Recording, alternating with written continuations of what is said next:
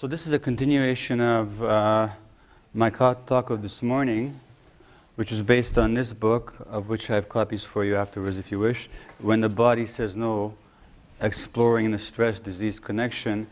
Again, the subtitle is interesting. The Canadian subtitle, my original subtitle, was When the Body Says No, the Cost of Hidden Stress. So I'm talking here about, people talk about stress regulation and stress control and stress management. But you can only manage such stress as you're aware of. And the stresses that I've been talking about this morning, these automatic compulsive patterns of self-suppression, taking care of others, not expressing yourself, the belief that you're responsible for other people's feel, the compulsive and automatic identification with duty, role, and responsibility. People are not aware of these because they've been doing them all their lives. Let me read you something from the second chapter of the book. The second chapter is about multiple sclerosis, by the way. And the reason it's about multiple sclerosis, well, it's not that it's just about different diseases. I develop the argument as I go through the book with different diseases, but with MS, I went to, before I wrote the book, but it was known in Vancouver that I was interested in stress and illness, and this multiple sclerosis self-help group invited me to speak to them. There's about 25 people there, and I very apologetically and tentatively put out my perspective that this may have to do with stress and self-suppression, and I said that when you don't know how to say no, the body will say it for you. And I was tentative because I hadn't researched it. I just hadn't researched that the body will do that. And at the end of the talk, they all said, "You just described my life." And there was a woman there who said, "I can't say no. I can't even use the word no." And I said, "That's great. Give me $100 right now." And she says, "Well, I don't have it here with me right now." And I said, "That's absolutely no problem. After the talk, we'll stop by an ATM machine. You can get the money and give it to me." And she said, I just don't think that'll work for me, you know? And I said, "Look, I'm just trying to get you to say no to a completely ridiculous demand from an utter stranger to whom you owe nothing at all." And she said, "I can't do it." So the second chapter, therefore, is about the researcher on MS, and which incidentally shows what a stress triggering factor stress is. And in it, I tell the following story, if I can just find it. This is about a woman in her, she was 33. Veronique is 33. She was diagnosed with MS 3 years ago. I had a major episode, she relates, which I didn't know was an episode. Pain in my feet, numbness and tingling going all the way up to about the mid-chest and back down again over about 3 days. I thought it was cool. I was poking myself, I couldn't feel anything. I didn't say anything to anybody. Typically. A friend finally convinced her to seek medical help. And I asked her, "Well, your name, pain and numbness, do you know why you didn't say anything to anybody?" She said, "Well, I didn't think it was worth telling anybody. And what's the story there? I'm not worth it." And then she said, "And if I told my parents, they would be upset. What's the story there? I'm responsible for how they feel." And I said, "Well, if somebody else had the same problem, I'd rush them to the doctor." So again, that double standard. Most interesting was Veronique's response to the question about any possibly stressful experiences prior to the onset of her multiple sclerosis. Not necessarily bad things, she said. So I said, "Anyway, just tell me about the last few months." She said, "Well, I'm an adopted child. Finally, after 15 years of pressure from my adoptive mom, I looked up my biological family, which I didn't want to do, but it's always easier to give in to my mom's demands than to argue about it, always. In other words, I can't say no to my mom.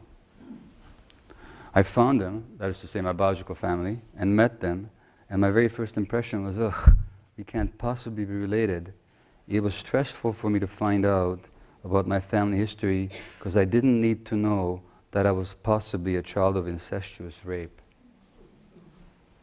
That's how it appears. Nobody's telling the whole story, and my biological mother, who was 16 by the way, isn't saying anything.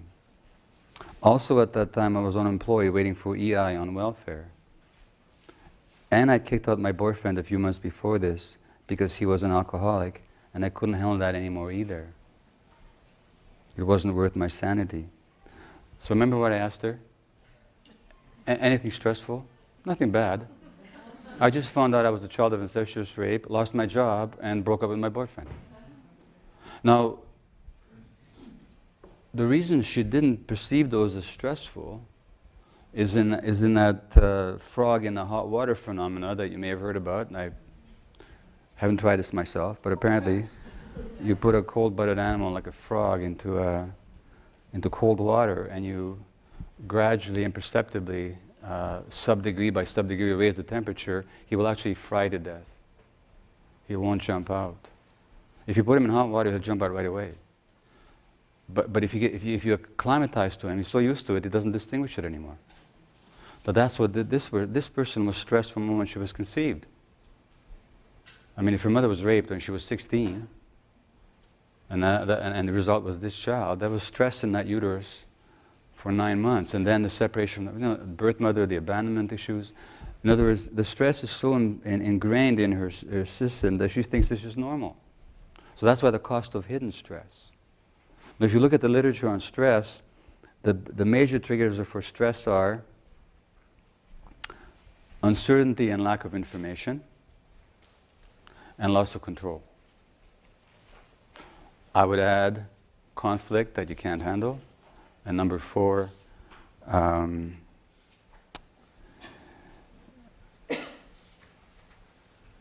the loss of something that you fear, the loss of something that you perceive that you need, such as the loss of attachment. And if you look at your life, many of your major stressors have to do with where your attachment relationships are disturbed or threatened or troubled. So when it comes to loss of control, there was an experiment with rats where they hooked up rats, pairs of rats yoked together with their feet bound, and they attached electrodes to the tails of each pair of rats, and they subjected each pair of rats to the same degree of electrical shock for the same period of time. But one of the rats had a paw free so they could turn a lever to stop the shock. When he did that, the shock would stop to both of them. But when they measured the stress hormone levels, it was the rat who didn't have the control who had the higher stress hormone levels. The shock was the same duration, loss of control. The same experiment, obviously using different modalities, have been done in human beings with the same results.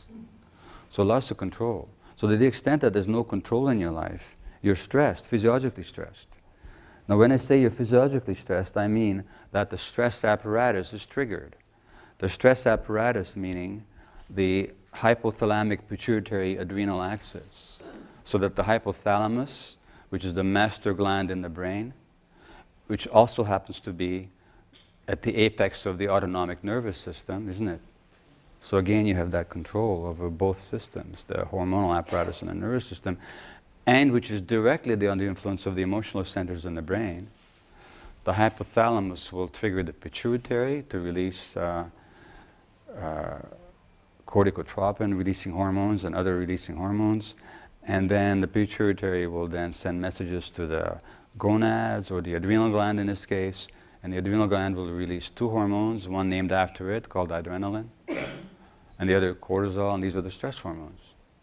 So whenever there's loss of control in your life, uncertainty, lack of information, threatened relationships, conflict, you're physiologically stressed. And that's the case whether you know it or not. And so, obviously, in order to work with it, you have to get people to see. You have to hold up a mirror so that they can see themselves clearly. And that's all it takes, actually, is a mirror. And then people, if they're ready, will see themselves.